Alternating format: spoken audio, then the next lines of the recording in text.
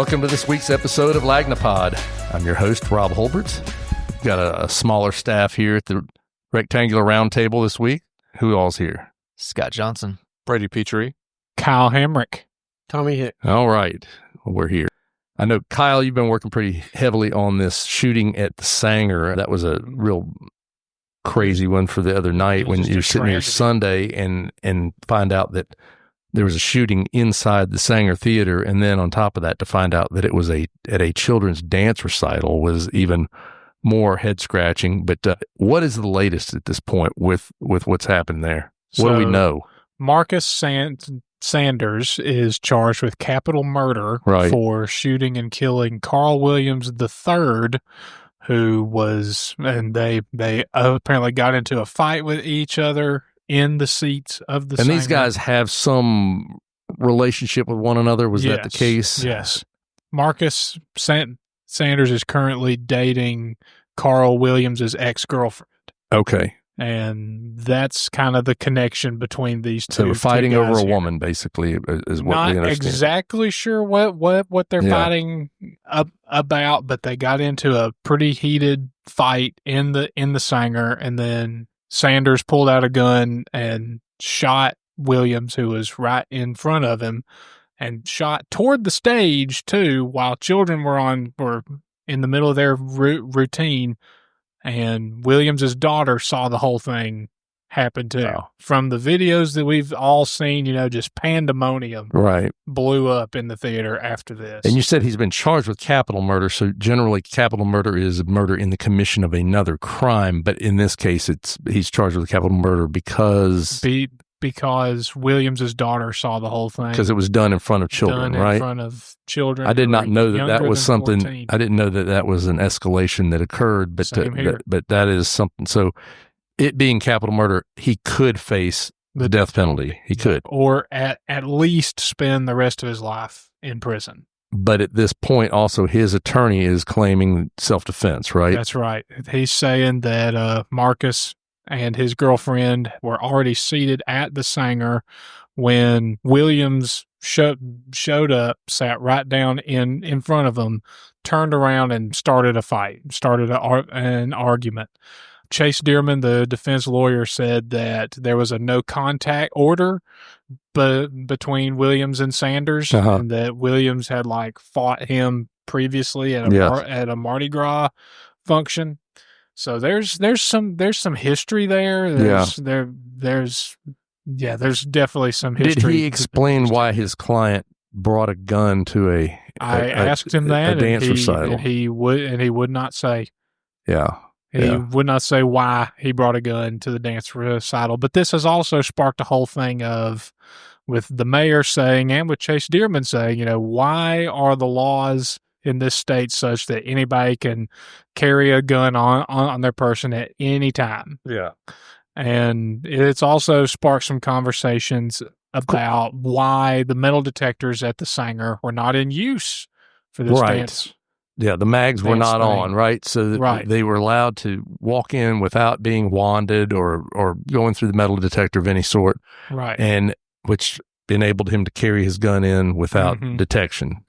So obviously there's some issues with that. I think you, Brady, at the city council, they had some things to say about that as well, right? They did. Pretty much every council member had something to say, and they all said, kind of the same thing, along the same lines. And Chief of Staff James Barber came out and said that, the reason that the metal detectors weren't up and running that night is because Oakview Group, right? Did not anticipate anybody bringing a gun to a children's dance recital. Yeah. I think it's one of those things that it's, I know that everybody's outraged that they didn't have them going, but, you do have to look at this and say, every time we go to a new ridiculously low level of behavior of where you have to be aware of and worried about people coming in and shooting. I guess you say, well, kids get shot at elementary schools and things like that. And that's, but in general, folks, I would assume you'd go to a dance recital and not think that that's a potential thing to happen. Yeah. And the weekend before that, there was another dance recital at the Sanger, and that went on without incident. Right. And Councilman Carroll said, were it not for a previous engagement, he and his family would have been there, right? Because his daughter does participate in some of these dance recitals, and kind of what you said about kind of just not really know what to expect when you go out in public. Ben Reynolds pretty much said that you can't expect civility from people anymore. That's kind of gone by the wayside. You just kind of have to always be on alert wherever you go. Yeah, I mean, I think at this point they need to have them up for anything. And I think you'll see that.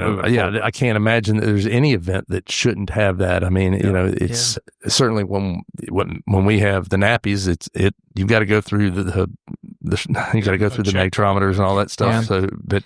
In another element, someone was talking to me about this, is from a law enforcement background. They were saying that whenever they hold like camps or anything get-togethers, they actually heighten security when they know parents are going to be there, because they understand that domestic violence issues or domestic tensions, they can boil over at any point. Yeah. They're just the most complex kind of issue. You got years of things bubbling up. Yeah. One thing can tip it over. It is anywhere. Typically also the things where, I know when officers go to a domestic, that's like the most dangerous call for them a lot of times, because you just don't know what's going to happen. Yeah, you're like, all right, I'm going to arrest this guy. And then suddenly the person that you were trying to help turns on you. Right. You can't arrest him because right, it happens. Yeah. But I mean, in this circumstance, you've got two guys who have obviously had some sort of problem with one another, and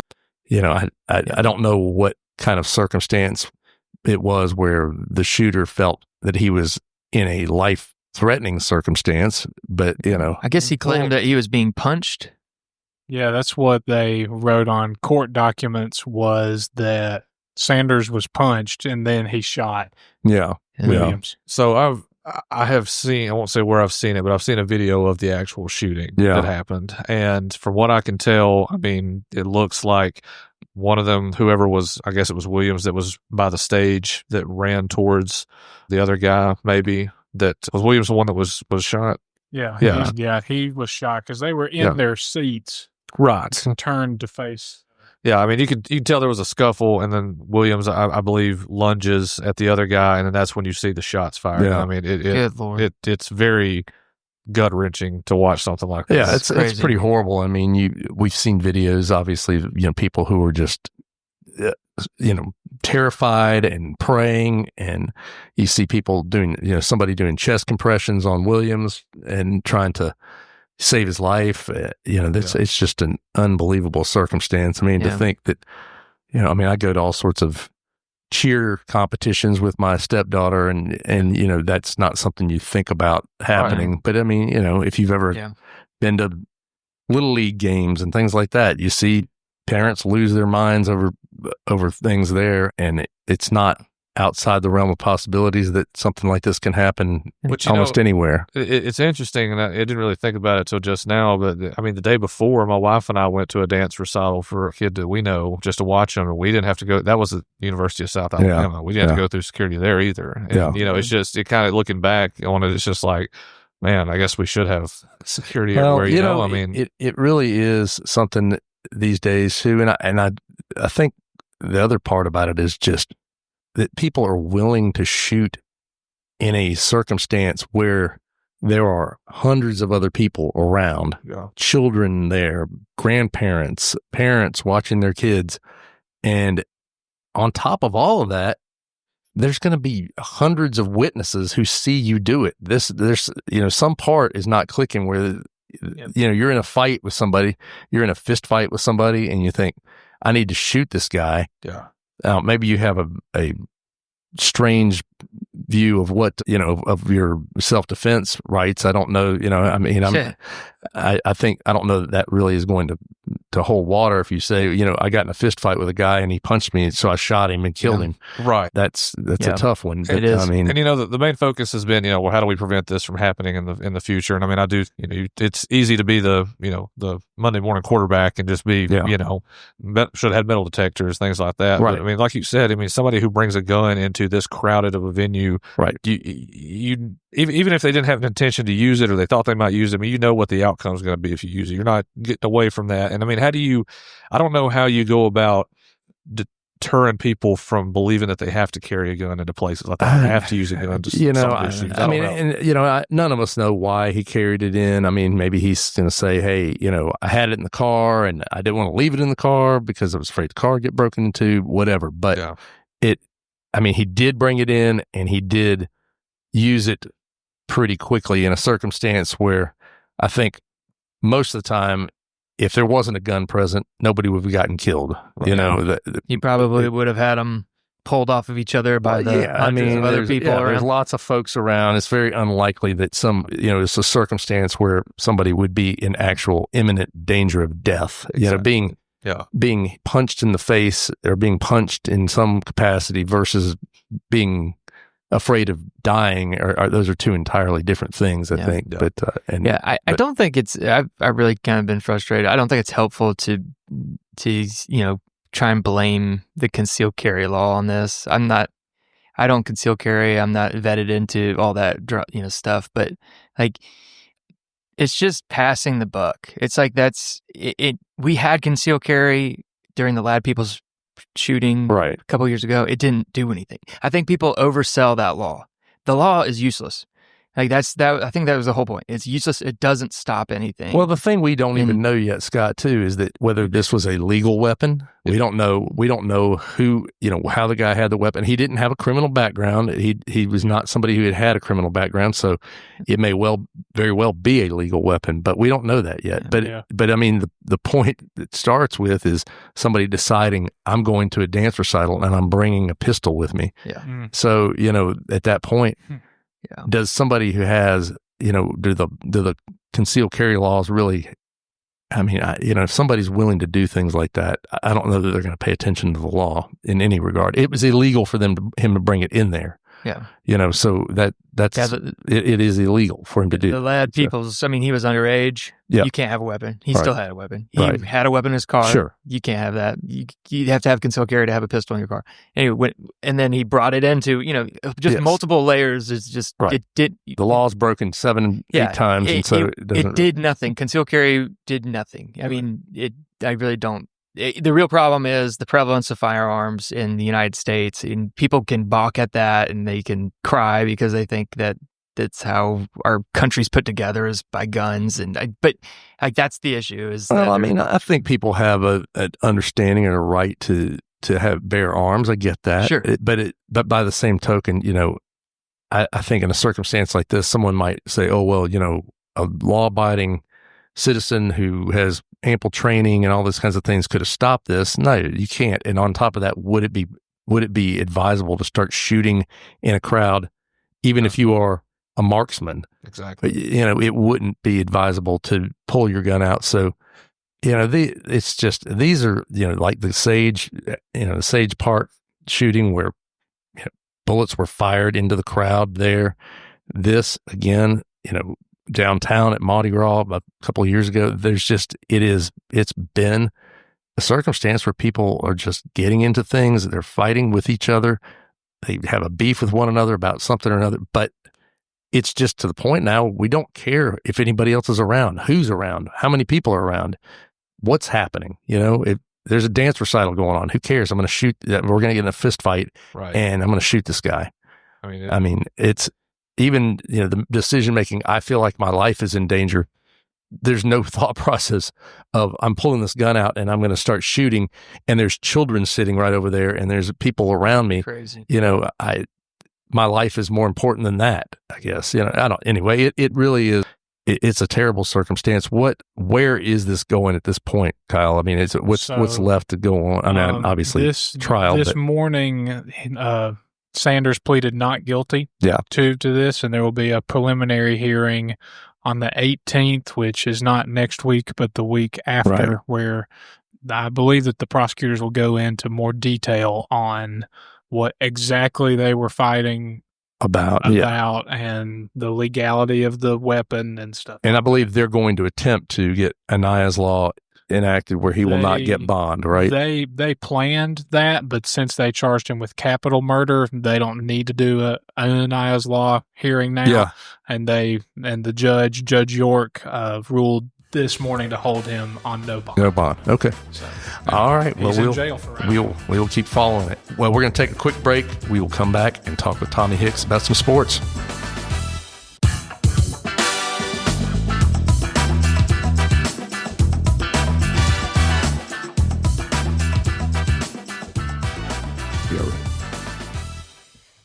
And we are back with Tommy Hicks here in the middle of it's not technically summer yet, but it's summer, and so things are slower, a little slower right now. Yeah, and so we have some news. A guy who I love his name, Phelan, right? Phelan is coming back, right? LeBaron Phelan coming back to Alabama, right at the last minute. Changed his mind. He had decided not to go into the draft. He put his name into the NBA draft. He went to the NBA combine. He was asked at the combine if he thought he would stay in the draft. And at that time, he said, yes, I will.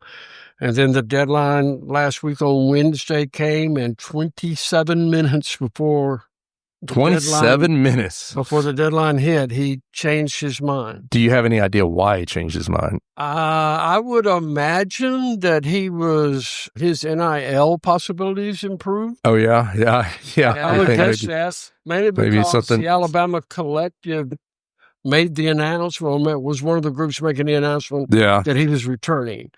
So I think that, in these days, that's the thing. Yeah. Well, so he could make some money. He can still make some money. And do you think it's also possibility that he could improve his draft position? Oh, sure he can. Yeah. Absolutely he can. I mean, Nate Oates was here for the Senior Bowl charity golf tournament a while back, and he said at that time that he felt that everything he had heard from people was that LeBaron was going to get drafted, but where? I mean, he might have probably been a second-round pick, possibly late first. Yeah. So come back another year at a team that did really well this year. Right. And play a key position. He didn't start at the first of the year, but he was at the end, started most of the season, averaged more than 10 points a game, 3.3 rebounds, I think. So, yeah, he's got a chance to really improve himself and be a guy that could move up in the draft and make more money. Sure. And then make some money while he's there. Yeah. Make some money while you're waiting. So making money. Well, that's great. And then we have another local guy who is in Ryan Williams, who has an honor bestowed upon him. That's great. He's on the EA Sports college football NCAA cover. NCAA football. NCAA football. That's a big deal. It's a huge deal. And you know what? You could see it when he was here at Saraland. He had just a great personality, and all of that is really starting to show itself at Alabama, where it's got more of a national audience. And then when you make some of the plays that he made last year, you're making the national all-freshman team, you're making SEC all-freshman team, and then you're being picked as a preseason All-American as a sophomore. The thing, too, that I heard is that on the game that they've added a feature that every time he catches the ball, there's an announcer that says he's 17 years old. He's 17 years old. Yeah, it happens over and over and over again. Yeah, that's good. 18 years old.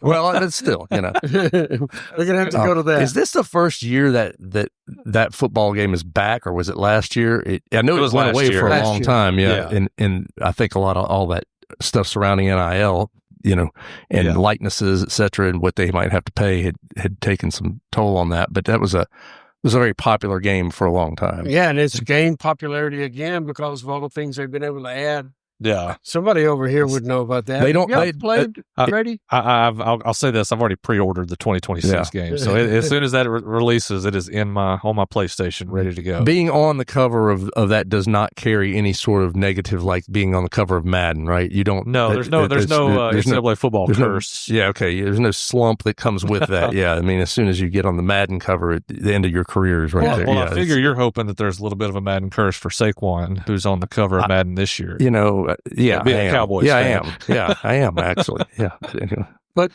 I don't, you know- I don't know that that's going to help the Cowboys much, but anyway. They put him in a harness and for his jump. Did you see that? I did see that. That was a very cool cover. Like on to the back. recreate that backward jump, backward hurdle, they had to actually hook him up, and It's a very cool cover. It really Yeah, is. yeah, all right. Not well, as cool as the Ryan Williams cover. Yeah. Yeah, it's pretty Well, cool. Well, that's very neat. And then we also had a story about Ben Hoover recently that was Ben pretty Hoover interesting. from Fairhope. He was a member of Birmingham Southern's baseball team last year when Birmingham Southern made their move to the Division III National Tournament, got to the World Series while the school was closed. But the school dissolved, And right? The school had closed the doors and locked up the gate, and they were still playing, so they became this underdog story. Right. Yeah. Now they won one game, lost two, came home. And the story that was cool and talking to him last year about that experience was they were in Ohio and had the option of flying home Yeah. or taking the bus home.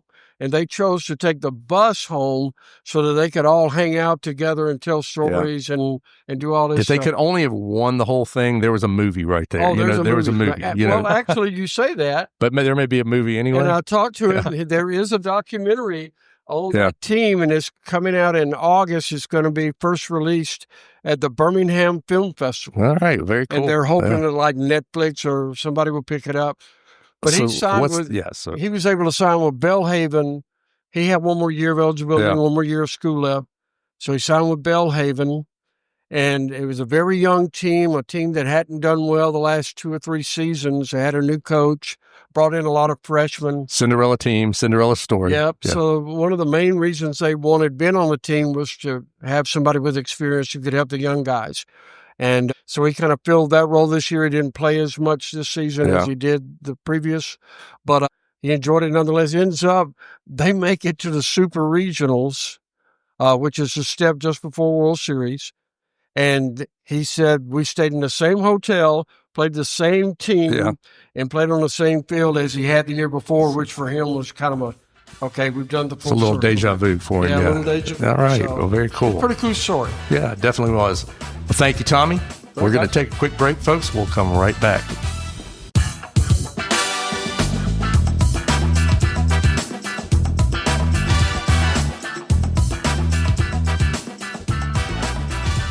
And we are back. We've got some feline activity on the cover this week. Brady, our resident cat editor, cat lover. That's so much fun doing this story. Yeah. So you went to find a place where there were lots and lots of cats. Hundreds of cats. Hundreds of cats. Yeah, there's a little kind of out of the way. They've intentionally hidden it, and I'll get to that in a minute. But it's a cat sanctuary down in southern Baldwin County. They bring in these cats that are quote unquote unadoptable. They either are just feral, or they have some kind of disease, or they just simply haven't been able to bad attitudes in general. Bad attitudes, exactly. But going into this, I wasn't really sure what to expect. I thought maybe it was just like kind of a crazy cat lady who just had a bunch of money and was just bringing all these cats to her property. But it's actually a much larger operation. So you go in, it's not just her couch is covered with cats or anything like that. I was kind of panicking on Saturday because I was like, oh my God, what if I get here and then we have Monday to come up with a cover story? Yeah, right. This is going to be our cover story. This is not what I thought. Yeah, exactly. But it worked out. It was a very interesting place. I mean, they've got about 20 acres or so, most of which is just pretty much open roam for the cats. I mean, they can go out. Like most like lion safaris have that much room. I don't think so either. Not anymore, at least. Yeah. But I mean, the most fascinating part to me is they have a new facility they just opened a couple weeks ago, where they house all of the kittens that they get in, all of the sick and the elderly. but they also have a weight loss center for the cats. Yes, that was one of my favorite parts. The cat weight loss center. They bring in these cats. We got to meet 2 of the cats. They did not move much. They both named Garfield. I mean, one of them was a spitting image of Garfield. Yeah. We just couldn't get it in a very photogenic position Right. because it was laying on its side and, didn't feel like moving. But they bring in these cats that are overweight and they get them back on track and they put them on a diet. So and they have to work their little arms for them at first. Exactly. They actually said that they're looking into possibly, although it's expensive, a cat treadmill to put them on. Well, could they just get a regular treadmill? Well, they could get a regular treadmill, I guess. Treadmill. But apparently the cat's treadmill has some kind of harness. But you put there's a picture of a dog on one end and a picture of a mouse on the other. Keep them, exactly. Just keep them going. Have they tried chair yoga? Yes. I don't think get these cats off. They need to start small. Right. Cats can't do a downward dog, Tommy. I got a good chuckle looking at the picture because you got the trees wrapped in the metals of the trees. The cats can't climb them. Yeah, that was another interesting aspect. Or they've got a beaver problem. And it looks like a zoo exhibit. Every tree on that property has sheet metal wrapped around it so the cats can't climb up into the trees. So they're not constantly calling the fire department? Exactly. Yes. But they keep this place under wraps so that they don't, obviously people don't come up and just dump their unwanted cats everywhere because they're at capacity right now. And the lady over at Wendy Heineke said that there's around 35,000 Cat-pacity. Yeah, that Cat-pacity. That's good. Cat-pacity. Yes. That's good. I can't lie. Yes. That's very good stuff.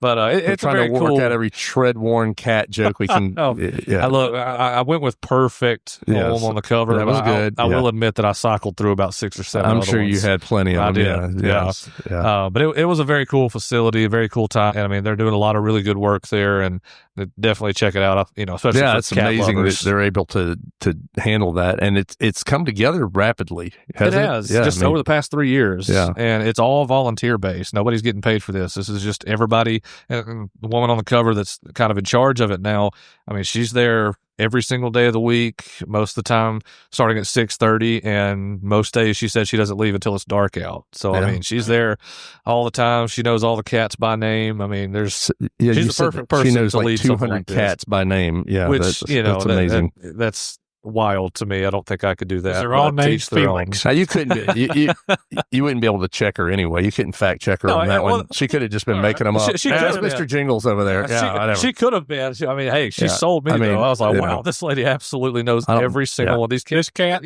Steve. Yeah, that's Steve. Steve the cat. Mary. Yeah, it's Jim. Yeah, well, that's cool. It's a great thing when people take care of the animals. That and I know that they apparently have. They're really at a point where they're at cat-pacity and can't do any more, so they're doing a lot. So yeah, they are. And I would encourage people to go online and check them out. And if you feel inclined, donate. They go through about 50 pounds of food a day. Yeah, so that's cool. That's a good story. One other thing too, this week we found out that the Enterprise is coming back. It is boldly going. It is boldly going into Mobile. Yes, where it will be taken apart piece by piece. Yes, and its nuclear juices. It has no nuclear juice left. I forgot about it. They've already been drained, but the vessels that held the nuclear juices will be carefully removed and shipped elsewhere. This is the USS Enterprise, the first nuclear-powered aircraft carrier in our country's history. On this here planet. It was involved in a number of altercations around the globe. War, it was all over the place. Persian Gulf, all kind of stuff. Didn't it also appear in the movie that it was with Charlton Heston where it was sucked into a third dimension? I believe it was. Or was that the Nimitz? That may have been the Nimitz. Yeah, that's the Nimitz. Maybe the Nimitz. Top Gun, I think they spoofed it. Yeah. They got a different ship and said it was the Enterprise. Claimed it was the Enterprise, yeah. The Big E, as it's been called through the years. I mean, I think it's amazing it's going to come here. I know that it's a $500 million contract. I know our Chamber of Commerce was against it for whatever reason. They hated it. And I asked them for a comment on it, and they said no comment. They said no. But no. I mean, I think just seeing that what the reaction has been to the SS United States coming in here, and the cottage industry that has grown up around that, people who want to go out and see these ships. People we've done stories. I think, Brady, you did a story of people flying into town to see it. Yeah. I expect that the Enterprise will also attract It's folks already, yeah, that are going to want to especially see on that. I mean, Facebook. I hope that there's some way that they are able to, and I know this is probably a long shot because it is an industrial area and they're not set up to have tourists wandering around, but it would be great if there was an opportunity for people for a little bit to get on the deck of that thing and at least walk around out there. Yeah, that'd be I mean, awesome. surely. But, Surely. They've got until November 2029 to get the work done. yeah. So if they float that thing down here from Virginia and get it parked, they can easily give a month to people just walk up and down. I definitely want to be watching when this thing comes up to bay. I want to see it. I missed the United States, so I want to see this. I'm going to make sure. This one will be hard to miss. It's like twice as big as the SSUS. It's twice as wide. It's going to be impressive. That's going to be awesome to see both of those ships in the port at the same time. That's going to be something to see. Yep. And this could be the first of many more, as one guy told me several months ago. Yeah, there's the whole class, generation. The whole class has to be disassembled. So, all right, well, that's all we have this week, folks. Thanks for listening to us. We'll be back next Thursday with the next Lagnapod. Y'all have a great week. The Lagnapod is a Something Extra publishing production. Executive producers are Rob Holbert and Ashley Trice. Music is by Some Pulse Sound and Electro Animals. Only subscribers like you have access to this podcast. Tell your friends they can sign up at my.lanyapmobile.com. For advertising opportunities, please call 251-450-4466.